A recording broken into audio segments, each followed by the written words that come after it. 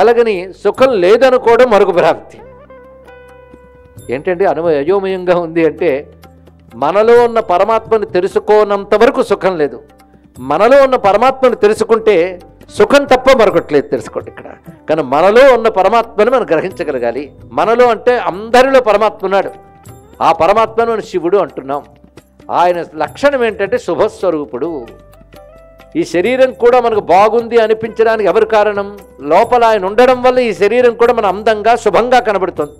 కానీ శరీరంలో శుభంకరమైన లక్షణం ఒక్కటి లేదు చూడాలి అంటే. అన్ని జుగుప్సాకరమైన వస్తువులే శరీరంలో ఉంటాయి. కానీ ఎవడైనా తనని తాను జుగుప్స అనుకోడు, తనని తాను చక్కగానే అనుకుంటాడు. ఎందుకలా అనుకుంటాడంటే ఆయనలో ఉన్నటువంటిది ఏకో దేవ సర్వభూతేషు గూఢ అని ఉపనిషత్తు చెప్తోంది. అది కూడా శివ సంబంధమైన ఉపనిషత్తులు ఈ మంత్రం వస్తుంది. ఒక భగవంతుడు అందరిలో రహస్యంగా ఉన్నాడు అన్నారు. కనబడేది శరీరము, మనస్సు, ప్రాణము, బుద్ధి ఇవన్నీ అందరికీ తెలియబడుతుంటాయి. కనబడటం అంటే తెలియబడుతుంటాయి. మనస్సు కనబడకపోయినా మనస్సు తెలియబడుతూ ఉంటుంది కనుక ఇవన్నీ రహస్యములు కావు.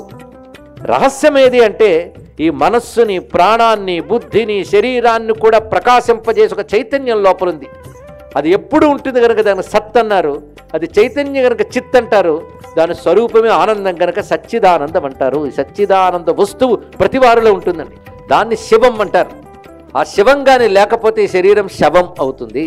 కనుక శివ అంటే అర్థం ఏంటయ్యా అంటే, ఎవడుండడం వల్ల నీ శరీరం శవంలా లేదో వాడిని శివుడు అంటారు అని. ఇది ఒక్కటి తెలుసుకుంటే చాలు.